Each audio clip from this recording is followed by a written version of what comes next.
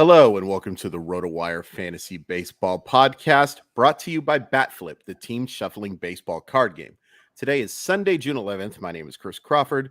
With me is my good friend Ryan Boyer. On this episode, we're going to cover some individual risers and fallers from the weekend, players who showed something encouraging and some others who did not. And then we'll talk some FAAB stuff and waiver wire targets to round things out here on Sunday afternoon. Before we get into the 3 up and 3 down, there was some breaking news, unfortunately. Liam Hendriks is going on the 15-day injured list with elbow inflammation. Now, the good news here is that this is not related to his non-Hodgkin's lymphoma, so that's obviously a massive positive. We certainly prefer an elbow injury to something along those lines. But it is worth pointing out that Hendriks has missed a bunch of time, has not pitched particularly effective when on the mound, a 5.40 ERA, 3 strikeouts in his 5 innings so far. It looks like they're going to go closer by committee here with Kendall Graveman and Joe Kelly. Ryan, are you adding either of those guys to a pretty mediocre baseball team, or are you looking elsewhere if you had Hendriks as a closer on your roster? I would add Graveman. I don't have a ton of interest in anybody else in that bullpen. But I would, if you're asking me to add one guy from that pen, it would be Graveman. Thankfully, I guess no structural damage in Hendriks's elbow, hopefully. Right. I don't know if he's set to undergo any additional testing or not, but at least so far is a relatively tame as far as elbow injuries go. But like you mentioned, hadn't been pitching great. He did get a save the other day. He's been understandably kind of slow to creep back up. I think he would probably get there eventually. I would prefer to hang on to him if you have the IL space. Yep. I know in one of my leagues, I was already stashing Carlos Rodon, and I had Aaron Judge and Vinny Pasquantino go down in addition to Hendriks this week. Yeah, so I'm going to hold on to Hendriks for now. Saves are kind of a knife fight in that league, so they're important. So I would ideally be able to hang on to Hendriks, but I can understand if you have especially given how he had been pitching not great before getting hurt. But sure, yeah, Graveman would be the guy I would look to add.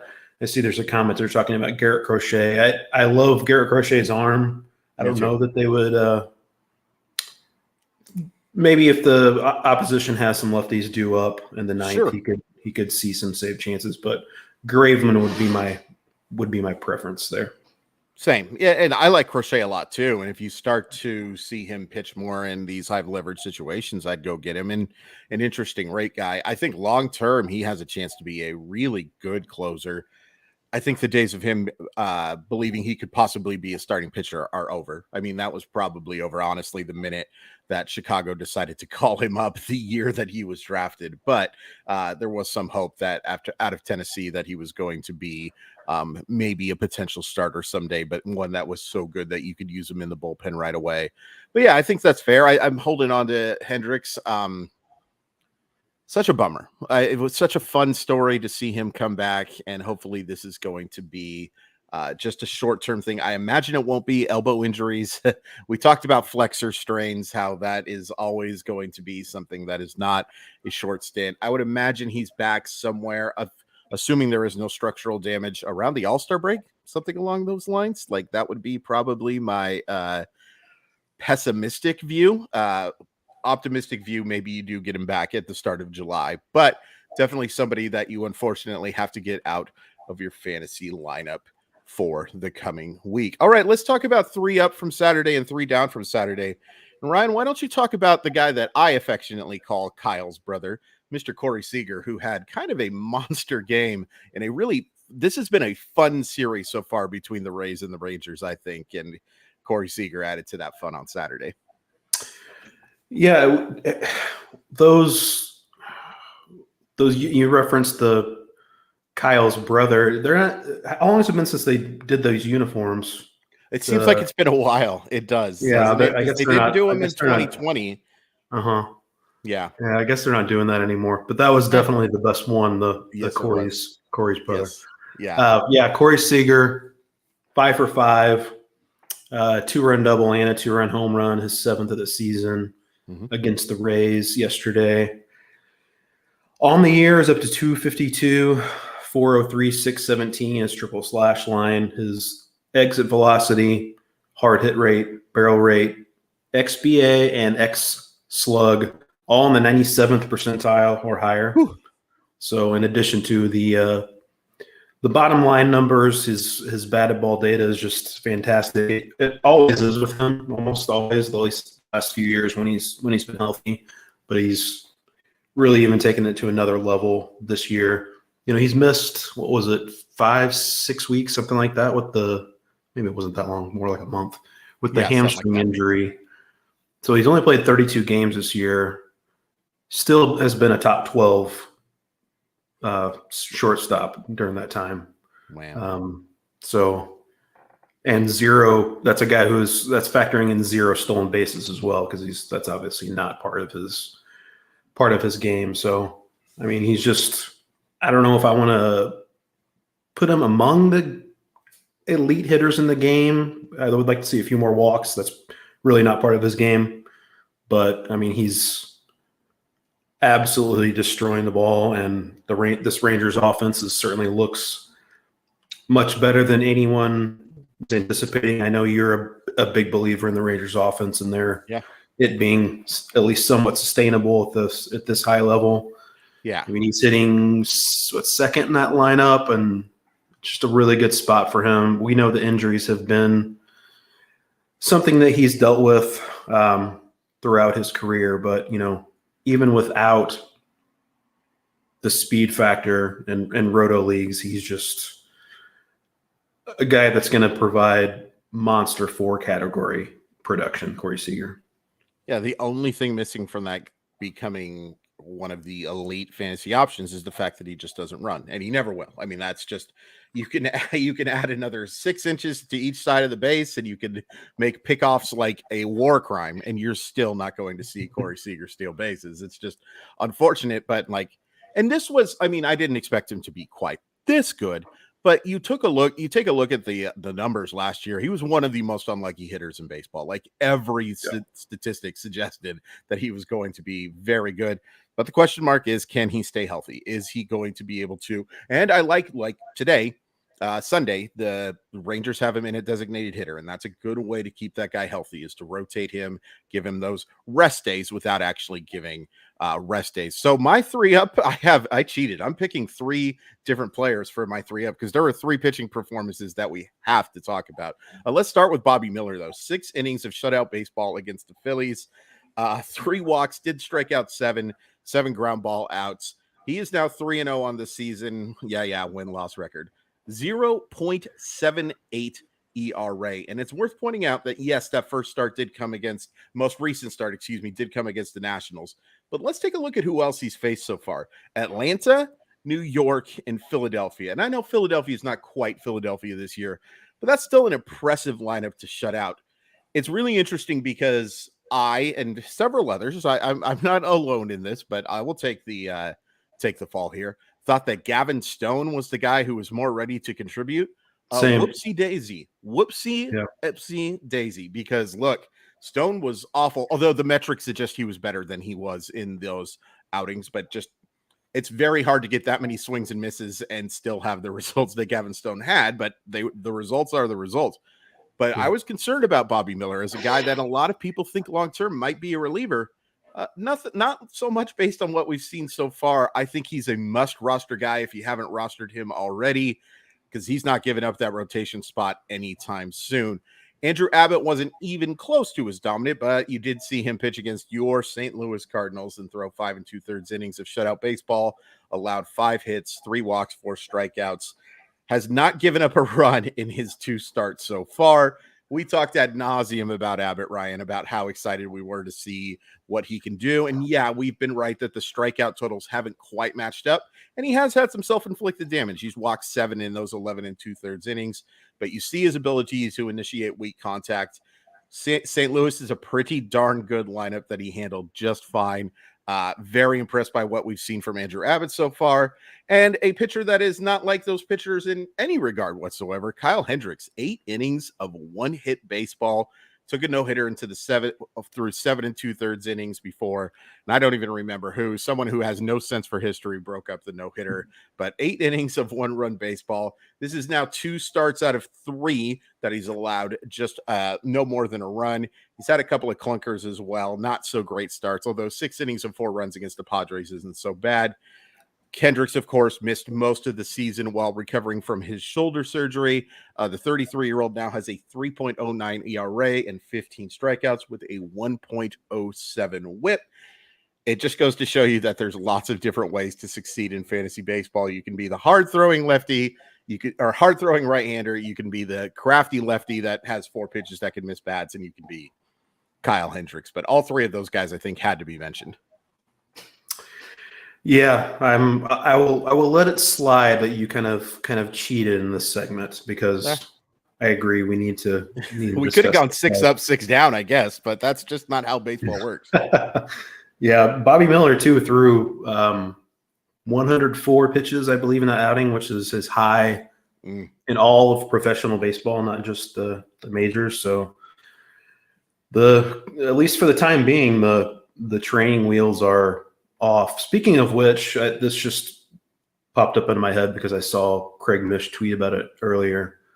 Sounds like Yuri Perez might go back to the minors as they look to kind of truncate his workload. Yeah. Understandable. He's already I think he's already close to his approaching his career high in innings already this season.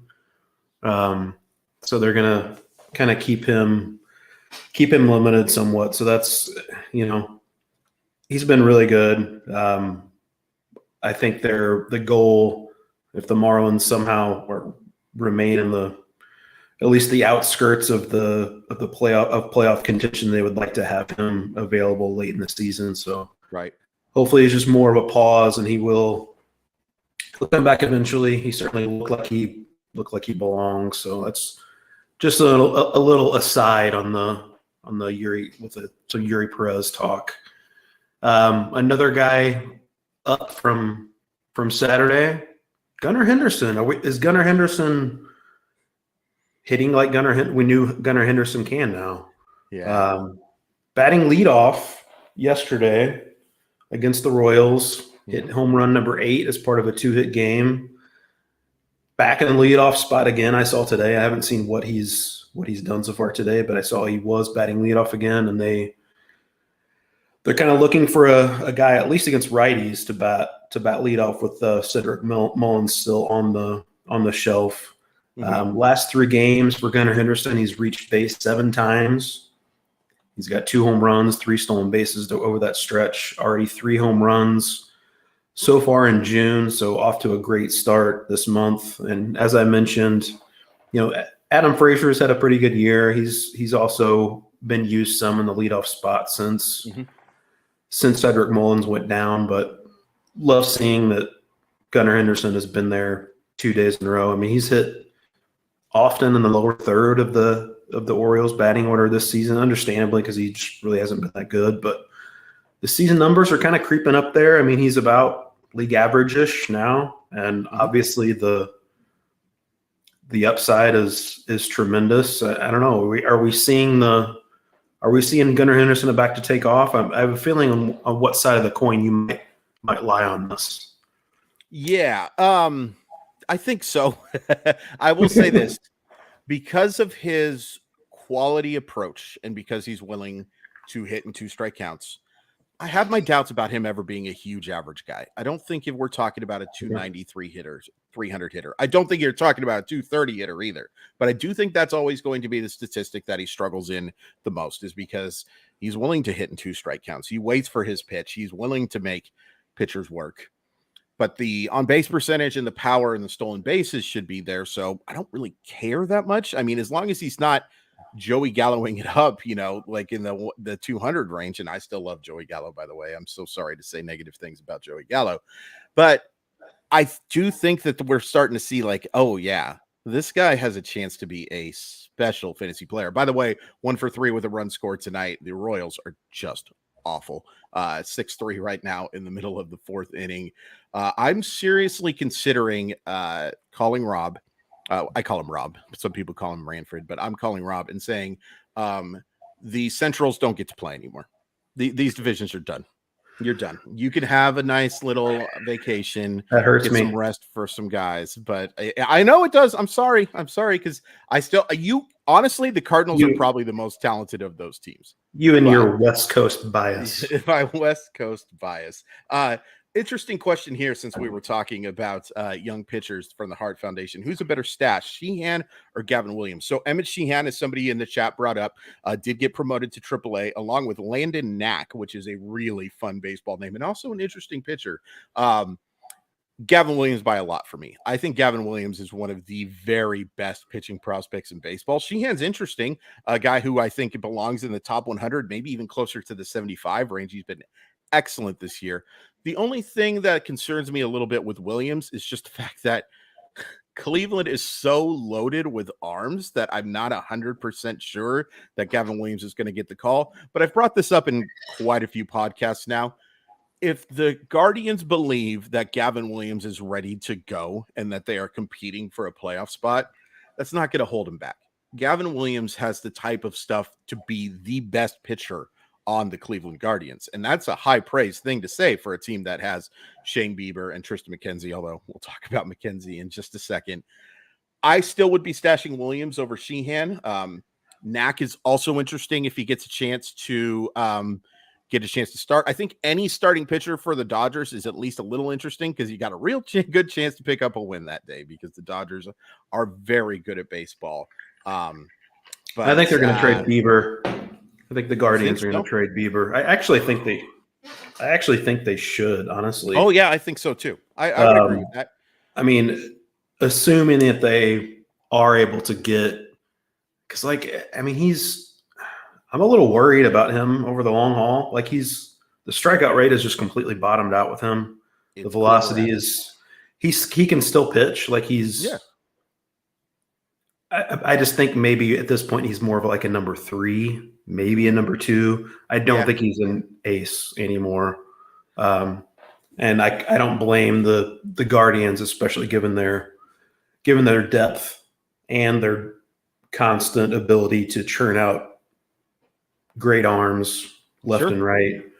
I think trading Bieber, if they can get a good package, makes a lot of sense. And that I'm with you. Like when the Guardians decide Gavin Williams is ready, I think he's going to come up regardless. But that would make a lot of sense. And I actually think they could potentially get better for this year and in the future. So that's why I think it would make a lot of sense if they can line up with a trade partner.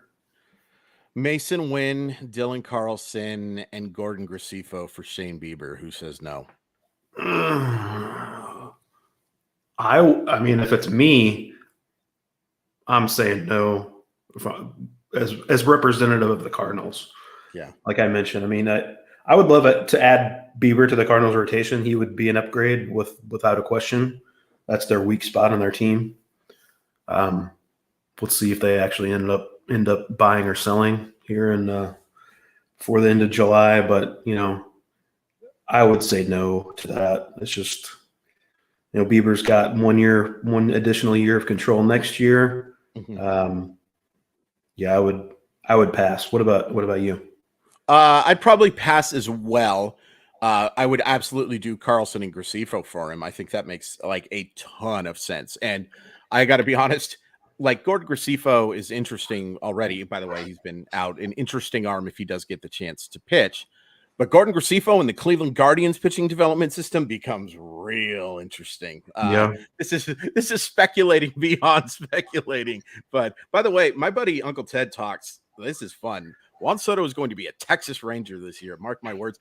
I would love to see that so much. And I do wonder if San Diego falls out of this thing, if Juan Soto could be on the market. I'm not 100% sure that's going to happen or not, just because Don't put anything past AJ Preller. You can't put anything past him. I would just say, that's very risky for considering how much they gave up. James Wood, especially, who has a chance to be. Wouldn't shock me if James Wood, by the way, got a chance to play this year, because you've seen Washington be extremely aggressive with double-A call-ups, probably more than any other baseball team that I can remember.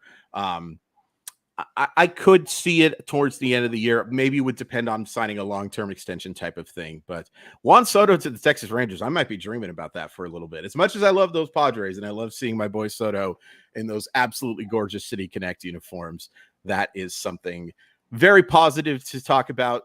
And now let's go down to the not so good. Taj Bradley was not good again against the Rangers. And by the way, I shouldn't say not good again against the Rangers, because that's his first start against the Rangers, as far as I know. But 3 2/3 innings, 5 runs, 4 of them earned, 4 walks, and 4 strikeouts. Now, the issue with him has been command. 8 2/3 innings in these 2 starts as of late, has walked 7, struck out 10. That's not bad at all, but that's a lot of self-inflicted damage. And against the Red Sox lineup and against the Rangers lineup, particularly that Rangers lineup that we just waxed poetically about, that's going to be tough. I think Bradley has a pretty decent grasp on a rotation spot right now, but I'll be curious to see just how much leash he does get, because we have seen Tampa Bay talk about aggressive with stuff. They have no problem sending guys down based on, just cutting somebody in line in Wawa or something like that. They are very aggressive with that type of stuff. So Bradley's going to have to pitch better. And over the last couple, he's been just kind of mediocre. Yeah, and we saw he was really struggling at AAA prior to promotion. I mean, he was ideally the Rays would not have called him back up when they did. Of course, he didn't deserve to get sent back down in the first place. I think he was due for a little bit of regression, but he's still a hold for me. I think you never know what Tampa Bay is going to do with that rotation, as you mentioned, but they've battled some injuries, still banged up. I think Bradley still has some leash there. One guy who definitely has leash, but has disappointed fantasy managers this year, to say the least. Yes. Aaron Nola, this start was, I will add, he was facing the Dodgers, first of all, and also he pitched into the 7th inning. Through 6, he had allowed 3 runs and struck out 7. Perfectly solid outing, especially against the Dodgers. Then he went, I think, single, walk, single, or he retired the first batter of the 7th, then single, walk, single, gave up 1 more run, got pulled, and then the guy that they brought in for him allowed 2 more runs to add to that ledger. So wound up with, I think, 6 earned runs and 6 1/3 innings. I mean, the inconsistency with Nola is just, look at the game log for his last 5 starts. I mean, you had May 20th against the Cubs, 7 innings, 2 earned runs, 10 strikeouts. Great. Mm-hmm. Then at Atlanta on 5/25, he gave up 5 runs, gave up 3 home runs. Started after that against the Mets, gave up 4 runs, only struck out 5, walked 3. Then comes back against the Tigers, strikes out 12, doesn't allow a single earned run, gives up only 1 hit. And then we have this outing against the Dodgers where he winds up getting charged with 6 runs over 6 1/3. So just a lot of inconsistency from Aaron Nola. On the year now, he has a 4.60 ERA, 8.6 strikeouts per 9. Not what we're used to seeing from him. 2.4 walks per 9, which is very good for any mere mortal, but it's down from him for the last couple of years. And then, Aaron Nola, when we've seen him, he goes through stretches like this, and even seasons, like not full seasons, basically the bottom line numbers wind up not looking that great. It's really been a home run thing, I think, in large part. I mean, we look at 2019, which is a great year for home runs, certainly. He gave up 1.2 home runs per 9 that year, finished with a 3.87 ERA. Mm-hmm. 2021, also a great year for home runs. He gave up 1.3 home runs per nine, finished with a 4.63 ERA. Right. So far in 2023, he's given up 1.4 home runs per nine. So that's more than he gave up in those other 2 years where he finished with a pretty bloated ERAs, especially in 2021 in that case. I think we all like Aaron Nola. I think most of us think he's going to be just fine, but is prone to these kind of stretches where he just doesn't pitch all that well. The results are not great. I would still consider him somewhat of a buy low, but I mean, I would have to get a pretty decent discount. His fantasy manager might be willing to give it to you. They might not. Right. I would not want to pay full freight for him. Right. If you look at the strikeout to walk rate over the last several years with Aaron Nola, you think, well, the stuff is completely dominant. It's not really the case with him. He gets by on just pinpoint command, excellent control. The home run environment is kind of back this year, not certainly to the degree of 2019 or 2021, but definitely better than last year. So I think that could get him into some trouble. So I would still consider him a buy low, but I would have to get a pretty decent discount, I think. Yeah, I'm with you there. I do wonder, Ryan, if we're just talked about a bunch of guys changing teams. I wonder if Aaron Nola might be somebody who changes teams this summer, because free agent to be. Philadelphia, massive disappointment so far. Aaron Nola not pitching very well. I do wonder if he could be moved to a contender like the Cardinals, or the Mariners need some rotation help now. Although I'm wondering if the Mariners should even be a bother at this point, because there's just so many teams ahead of them right now that are playing so well. It's same with the Cardinals too. Yeah, exactly. Yeah, that's a good question. The reason you should is because you play in the MAC conference of baseball divisions. The soon to be disbanded. It's soon to be Central Division. Yes, exactly. So I guess if that division doesn't exist and I let St. Louis play in the East or West, I guess that would be a problematic thing. But it is kind of worth pointing out too, Aaron Nola has had a little bit of a Brett Saberhagen-y career, like you were talking about. Like, you just take a look at his ERAs, and they fluctuate from year to year. The odd years have been pretty bad, and some of that could be bad luck. He's been better than the numbers suggest. But I do wonder, and I'm always nervous about pitchers who change teams. Like, it's great to go play for a new team and to if you're usually going to a contender, so you think there's a better chance for win, but it doesn't work out an awful lot.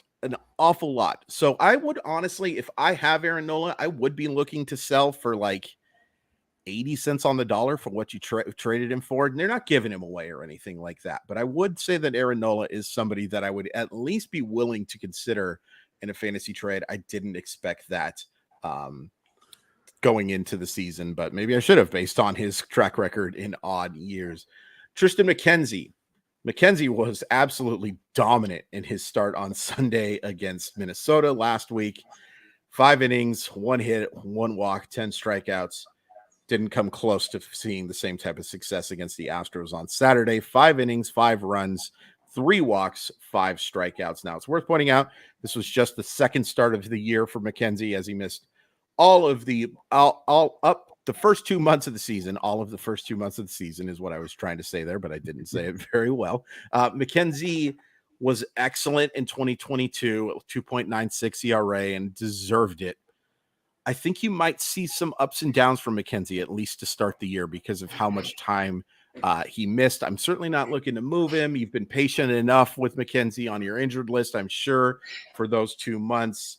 The guy they call Sticks has excellent upside, and Cleveland's not great, but I think he will get some more win opportunities. They're winning right now 5-0 against the Houston Astros. But unfortunately, a reminder that McKenzie has not exactly shown a ton of consistency over his major league career.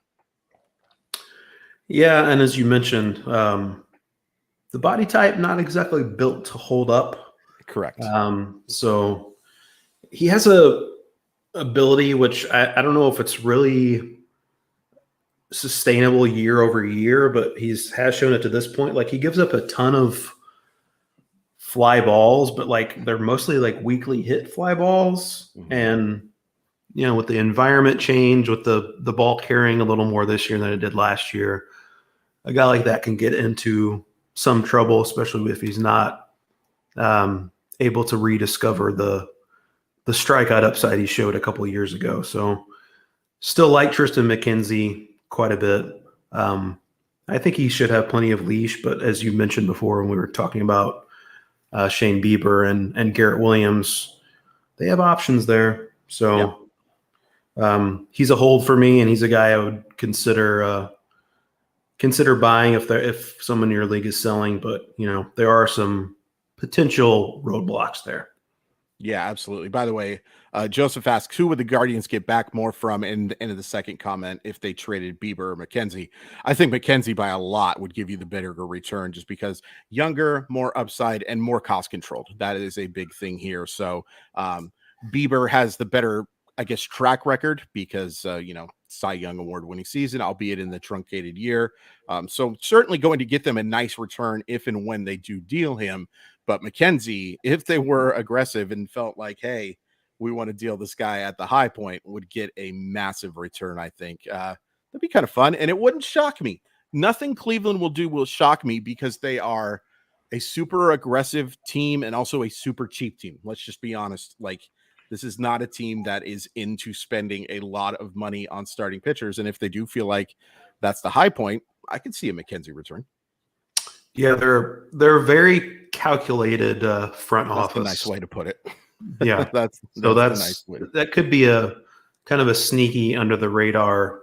We're gonna be inundated soon with all these guys on the trade block, and McKenzie could potentially be a guy who might not be on those articles, but could be kind of a sneaky under the radar type guy that could get moved. We see it every year. So that covers all of the weekends, 3 up, 3 down. We're going to take a quick commercial break, and then we're going to give you some FAAB suggestions. Bat Flip, the team shuffling baseball card game, is a gamer's love letter to baseball. Step into the role of manager, build your team, shuffle it up, and deploy it in an action-packed 3-inning game. Each of the over 140 player cards is unique with its own special stats and abilities. Each team has its own powers and strategy. Flex your financial muscles as the New York Moneybags, bunt and steal your way to victory as the Sioux City Smallballers, or deliver takeout slides and hen-hunting pitches as the Detroit Dirtbags. Wonder how they got that name.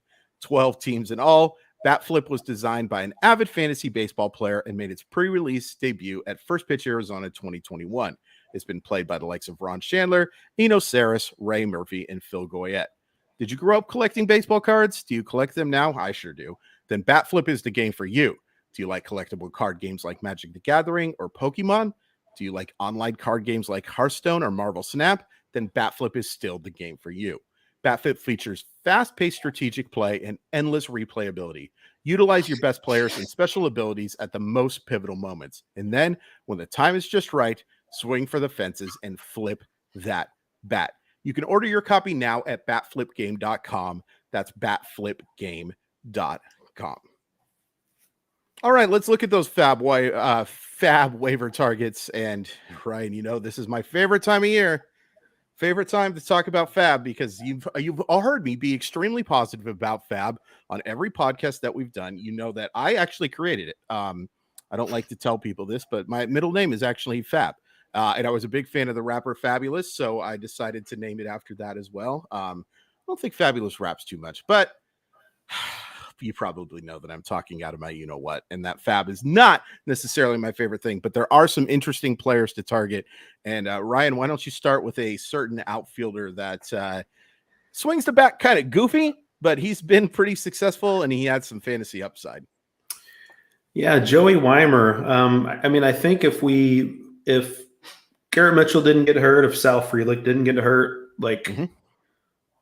a month-ish ago, it's possible Waiver would have been back in the minors. He wasn't hitting much at all, but so far in June, 10 games so far in June, batting .364, the .475, OBP .758, slugging percentage, 3 home runs, 4 doubles, 9 RBI, 2 stolen bases, and perhaps most importantly, he's got the strikeout rate to a digestible 25%, walk rate up at 17.5% so far in June. Just this weekend, he batted 5th on Friday, 7th on Saturday, 2nd on Sunday. And this is a guy who had been batting, I think maybe literally he's batted 9th literally every time prior to that stretch. I could be a little off on that, but sure, he's been stuck at the bottom of the order with good reason. He hasn't hit all that much prior to this hot streak. But even with the stretch where he didn't hit all that well, he's up to 8 home runs and 10 stolen bases now in the season. I mean, that's like a 20 homer, 30 steal pace. So he could be one of these guys who, I mean, you mentioned the the funky batting stance. He's got kind of a Hunter Pence-ish vibe with all the quirky movements and he just looks a little awkward up there. Yeah. But he's got a bunch of raw power. Obviously, ranks really well as far as sprint speed goes. He's a tremendous athlete. Yeah. I don't know if he's ultimately gonna make enough contact to be able to hit for a decent batting average, but he could definitely be one of these guys who, bats 240 with 2020 upside as far as if you're in a roto league. It's still super valuable, even with if it winds up being a little bit of a batting average drain. And if he's going to be moving up in the Brewers order pretty regularly, the counting stats are going to receive a bit of a boost there. So I think I personally, that league we were talking about earlier where I had the IL trouble, I actually dropped Joey Waimer like right before he started getting hot. So basically what I'm saying is don't listen to anything I'm pontificating about on these podcasts because I clearly don't know what I'm doing. But Weimer's a guy, if he was dropped, and he was dropped in plenty of leagues, I think he is worth, especially in Roto, where you get that boost from the stolen base upside he brings. I think he's worth some of that FAAB bid that Chris Oso loves dearly. Love it. Absolutely love it. Can't wait to sit down and strategize for 3 hours on what bid I want to make on those players. I've been a big Waimer fan for a while now. He's only been in the league for a couple of years in terms of professional. Like he was drafted as a 4th rounder out of Cincinnati. It all looks so goofy. It is so weird to watch, but he's such a terrific, bringing it back to the old school. He's like Homestar Runner. He's just a terrific athlete. And he is a guy with a terrible haircut, but a ton of offensive potential. Just an awful haircut, by the way. Just, oh my goodness gracious. We have got to do something about these mullets, folks. As someone who has very little hair left, I'm mad that you guys are wasting good hair. Be like Ryan. Take advantage of your good hair. It is worth pointing out, by the way, Sal Frelick, there were some interesting comments from their front office that talked about how they want to see him play for a little bit, but they sounded like a call-up was basically imminent once he gets some more time in the organization. That's really interesting to me. Frelick is definitely a guy. I'm waiting for that call-up to come up before I'm adding him, but certainly a guy I'm keeping an eye on because, yeah, his numbers aren't great in AAA, but 70 hit tool and 70 speed, and he can really go get it in the outfield as well. Doesn't help you in fantasy necessarily, but it kind of does because it puts him on the field. Definitely a guy to keep an eye on if that takes place. And unfortunately, maybe hurts Waimer a little bit, but I think that we'll find a way for Waimer to play, especially if he's been playing like he has. I'm going to recommend Nolan Jones. Now, Nolan Jones is somebody I'm also been a big fan of for a while. Unfortunately, didn't really work out in Cleveland, but he's been excellent since being promoted from AAA back into the lineup for your Colorado Rockies, hitting .348 with 3 homers and 11 RBI, a 1.030 OPS. He's homered in 2 of 4 games. And Ryan, I got to be honest with you, this became a little more interesting because of something that happened today. Charlie Blackmon placed on the injured list with a fractured hand. that we didn't know about because we didn't have him injury designated. Apparently it happened in Kansas City, but he's with that fractured hand, he's going to miss multiple weeks. It's another opportunity for Nolan Jones to be in the lineup. Now, I don't expect him to be the DH too often, but you can line him up at first base. You can line him up in the outfield. He's also played third base before. I don't think that's happening a ton with Ryan McMahon seeming to have that situation locked up. But Nolan Jones, I don't think he can keep up the average, but he has an excellent approach at the plate. He's got power, and the fact that he's going to be playing in Coors Field for home games makes him all the more interesting. I think I would be relatively aggressive with the Jones bid if he's still available in your fantasy leagues. Yeah, and I hadn't heard that Blackman news, by the way, but I would also add, I mean, CJ Cron coming back from this back issue. I don't think he's been cleared for baseball activities. It's kind of shaping up as a potential lost season for him, I think, unfortunately. That was supposed to be a minimal stint. Sorry to interrupt, by the way. And that's just another reminder. When you hear minimal stint, ignore it. It means nothing. They are lying to you. They have never told the truth to you about an injury. And I'm talking about everybody, because I remember writing up the CJ Cron thing and Bud Black saying, well, we sure hope to have him back after the minimal stint, maybe needs to get a little rehab assignment. And I believe, Ryan, that was now 2 months ago, at least 6 weeks. Yeah, and as we also know, unfortunately, I mean, the Rockies sometimes need their hand forced to play these younger guys like Nolan Jones. So sure, maybe we do need these unfortunate veteran injuries. I mean, Nolan Jones should have been on the opening day roster. He should have been playing from the jump. 100%. I mean, I thought that the Jerks and Profar signing made a whole lot of sense when it happened. But, I mean, in hindsight, the Rockies should have just stuck Nolan Jones in left field and let him play. Yep. Speaking of which, by the way, you think that those calculated Guardians could take that trade back maybe, is given the production or lack thereof they've experienced in the outfield? I was just going to say, it is worth pointing out they did get an interesting prospect back in him. So it could be a trade in the long term that works out pretty well for them. However, you look at that just awful lineup, and Nolan Jones probably hits in the middle of it right now. Yeah, I'm with you, though, on Nolan Jones. I think he's the multi-position eligibility. Nice to have. Obviously, he has that Coors Field boost. What was it, a 478-foot home run he hit the other day? I mean, he's a guy who never put up gaudy power numbers in the minors, but the raw power, the scouting reports would tell you that the raw power has always been there. Hasn't always shown up at game time necessarily, but maybe he's figuring it out. I mean, AAA Albuquerque we're talking about, but the numbers this year at AAA have just been absolutely bonkers for him. Right. So maybe he's turning the corner, and I think he's definitely worth adding. Another guy absolutely worth adding, I think. I feel like we've talked about him at least a half dozen times, different podcasts. Edouard Julien. I think it's just because we like saying that name. Oh, at least I do. Yeah. The French emperor of walks. I just, coined that nickname. Nice. Yeah. So Jorge Polanco looks like a moderate hamstring strain this time. He just came back from that injury not that long ago. Now it's even worse than before. So it sounds like he's going to be on the shelf for a while. Julian up as his replacement. He led off Saturday, reached 3 times, stole a base, leading off again Sunday. Haven't seen what he's done so far Sunday, but knowing Edouard Julien, he's probably reached base a couple more times already today.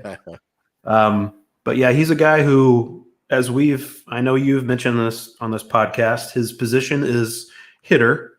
Yes. The glove, not great. Right. Strikes out quite a bit.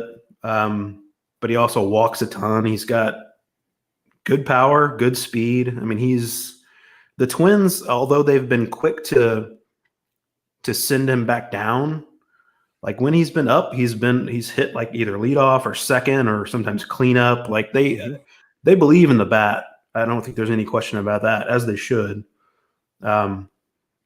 very interesting skill set. He has the potential, I think, to be useful both in points leagues because of all those walks and roto leagues because he can run. He hits for some power.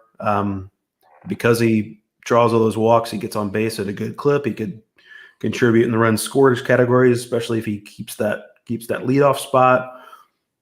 I think Julian, they have some juggling to do with their infielders there, but with Jorge Polanco sideline kind of probably at least a month, I would say. I mean, Right. you're probably looking at maybe around the All-Star break when you're talking about a moderate strain that you've already missed time for previously. So Julian really has an opportunity to establish himself. And also we keep talking about this, like eventually maybe Byron Buxton actually plays the outfield some, so that would open up some at bats at Sure. DH too. So, but the bat plays with Julian. I'm very interested to see what he's going to provide moving forward, because I think he's definitely worth, like Nolan Jones, like Joey Weimer, worth a decent FAAB bid. Yeah, I would agree with that. I've been kind of lower on Julian than some, but no doubt acknowledge that there is certainly fantasy upside. And unfortunately, helped by the fact that the Twins, I mean, Ryan, I just was doing their depth chart today. There's so much red there for day-to-day or IL that the only thing that's crazier right now is looking at the Dodgers bullpen, which, by the way, Alex Reyes is going to miss the rest of the season with another shoulder surgery. That's such a bummer. One of the most talented young relief prospects I've covered. I knew that starting was never going to be a thing. There was just too much control issues with him, but I thought he could be absolutely dominant in relief, kind of the Andres Munoz package, but with a changeup instead. Not going to be a guy who, if he's on your fantasy roster because you thought he might get a chance for saves for the Dodgers at the end of the year, not going to happen, unfortunately. But one of my favorite young hurlers to watch, and hoping for the best for him. By the way, Edouard Julien is 1 for 2 with a double and a run scored tonight against those Toronto Blue Jays. Nice to see against a guy like Kevin Gausman. That's pretty impressive. It's did not expect the Twins to get to 5 today, to be completely honest with you. Just looking at a top 3 of Julien, Donovan Solano, and Alex Kirilloff, who, by the way, Solano has a home run. Royce Lewis, by the way, you're all welcome. He's been excellent, 2 for 2 with an RBI today. Wish he was showing a little more patience at the plate, but 308 average and 487 slugging percentage. You cannot complain. And I'm going to give you another prospect. It's time, folks. If he's still available, this is the one that people have been waiting for, Chris. I saw some people in the chat might have been mentioning the name, and yep, it is time to roster Cade Marlowe. Cade Marlowe is no, I'm just kidding. It's time to roster Christian Encarnacion Strand, folks. Look, he hits another home run. You've seen the Reds already call up Ellie De La Cruz. You've seen them call up Andrew Abbott, who we talked about. You saw them call up Matt McClain. The Cincinnati Reds are going to show off their young pieces this year, and Encarnacion Strand is the best hitting prospect remaining in the minors for the 2023 season, and I'm not sure it's all that close. He is now hitting, let's just pull that up to make sure I'm accurate, 362 with a 427 on base percentage and a 1.161 OPS, now has 17 homers and 177 at bats. I will give you the risks with the Encarnacion Strand. He is a rookie hitter who's not going to steal any bases, and he strikes out a lot. There are significant swing and miss issues, and he's not exactly a patient hitter, although the approach to the plate, similar to De La Cruz, has gotten better as of late. He was something like 30-3 strikeout to walk at one point. It has gone much better for him as of late. Part of it, I think, just out of fear of pitching to Christian Encarnacion Strand in AAA Louisville. But the ball just jumps off this bat, Ryan, and he kind of reminds me of Chris Bryant in that terms of, and I know that's not as sexy a thing to say now as it was a few years ago, but keep in mind how good Chris Bryant was not that long ago. The rare guy who could strike out 140, 150 times and still hit 280, 290 because everything was screamed, and he can take it to the opposite field. He can take any pitch out of the park to any part of the plate. It's worth pointing out that Great American Ballpark is a very friendly place for any type of power hitter, much less somebody hit with, I would go 80 power with Christian Encarnacion Strand. I have to say this too, Ryan. That's going to be a fascinating trade to look back on between the Twins and the Reds, because at the time I really liked that deal and I still like Tyler Mahle, but I think Cincinnati might be celebrating this one for a little bit because Encarnacion Strand has a chance to be a middle of the order hitter who can hit 40 home runs, who can drive in a bunch of runs, especially if you've got guys like Elly De La Cruz, who, by the way, anointed himself as the fastest man on the planet the other day. I loved it. I just make Elly De La Cruz and Julio Rodriguez the faces of baseball. Like, do that and you're going to be just fine baseball. You don't have to change any more rules. You're just going to be great if those two are your faces of baseball because they are so much fun.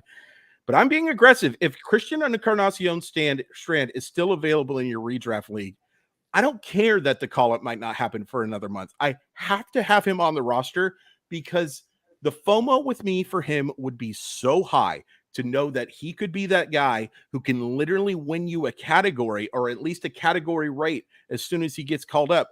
I would be madder than a wet hen, as my grandma likes to say, if I do not have him and he's helping somebody else.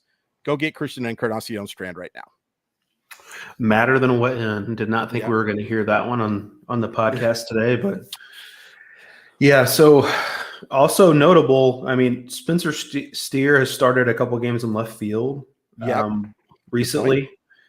I'm not seeing where he's playing today or if he's playing today, but I know he started there like in this span of 2 games in 3 days. I think maybe Wednesday and Friday. He played left field, so that's notable. That could potentially clear a spot for Christian Encarnacion Strand. Joey Votto's ramping back up.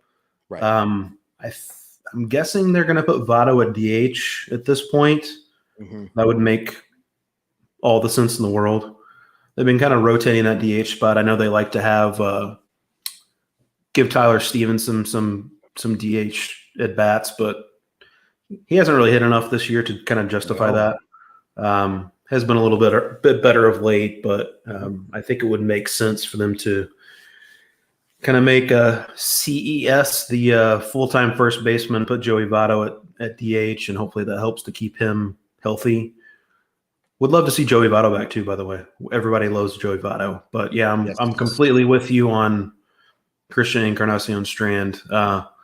The Reds, by the way, strangely, because of given their home venue, have not hit that many home runs this year, so they could use a little home run pop in the middle of that lineup. I think that Elly De La Cruz guy is probably going to give them some as well, but they could use some CES pop at first base, and I think it could be fairly soon. I mean, I can't pretend to know exactly what the Reds front office is thinking, but I think they see that I don't know if you watched like clips of how that stadium looked. I mean,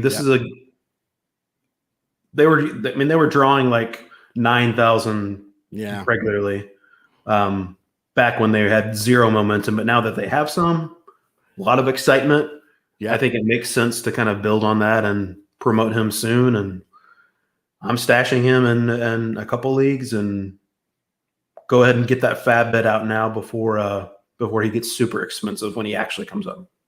Yeah, and here's the thing. I can't think of any prospects right now that I would be waiting on outside of him. And let's just be honest. This is normally what you're saving your FAAB bids for. You're not waiting for some catcher all of a sudden to get the spot or like some bullpen arm to move into the closer role.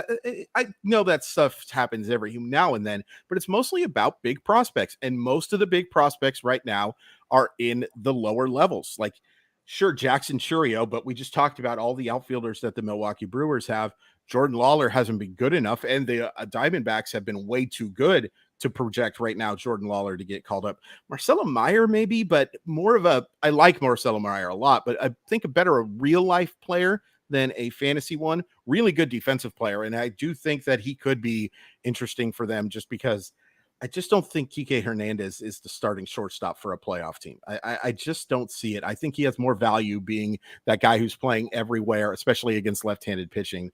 They've already kind of given up on that. I feel like he kind of has developed the yips. They've been more using him in the outfield. So Trevor Story hopefully back before too long. That's a good point, dude. Forget about Trevor Story. Yeah, certainly in the second half possibility we could see Meyer at some point.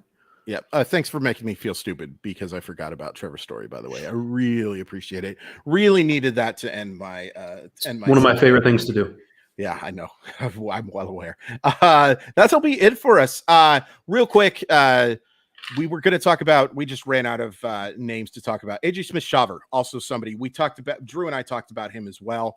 I think he's interesting. I'm not going super aggressive on FAAB because I do think Atlanta is going to protect the heck out of his arm. He's going to see starts missed. You're going to see times where he's just in the bullpen. I can't imagine that he's going to get enough starts necessarily to be a great option. However, if you can stream him, especially against mediocre lineups, that swing and miss stuff is very legit. Didn't strike out a ton of guys against the Nationals, but the Nationals are a very tough lineup actually to strike out. The Nationals are kind of fun actually to watch. I wasn't expecting them to be fun to watch, but they're a lot more. Maybe it's just because I've had to watch too much Double-A Midland this year, who, by the way, is on fire. Good for the Oakland Athletics. Nationals have been sneaky good against left-handed pitching. I know Smith-Shawver's a righty, but be careful on streaming them when they're against them with a lefty because they've been sneaky good against southpaws.